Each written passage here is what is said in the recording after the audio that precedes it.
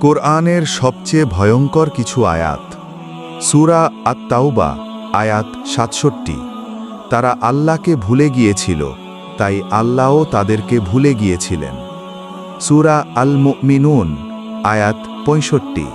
তাদেরকে বলা হবে, আজ আর্তনাদ করো না, তোমাদেরকে তো আমার পক্ষ থেকে সাহায্য করা হবে না।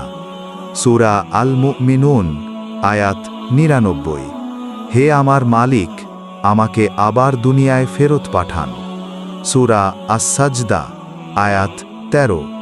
আর আল্লাহ বলেন, আর যদি আমি ইচ্ছা করতাম তাহলে প্রত্যেক ব্যক্তিকে তার হেদায়াত দান করতাম, কিন্তু আমার কথাই সত্যে পরিণত হবে যে নিশ্চয়ই আমি জিন ও মানুষ উভয় দ্বারা জাহান্নাম পূর্ণ করব।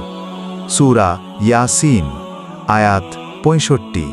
আজ আমি তাদের মুখে মোহর মেরে দেব, এবং তাদের হাত আমার সাথে কথা বলবে, ও তাদের পা সে সম্পর্কে সাক্ষ্য দেবে যা তারা অর্জন করত। সূরা আল কিয়ামা আয়াত ৩৬। মানুষ কি মনে করে যে তাকে নিরর্থক ছেড়ে দেওয়া হবে?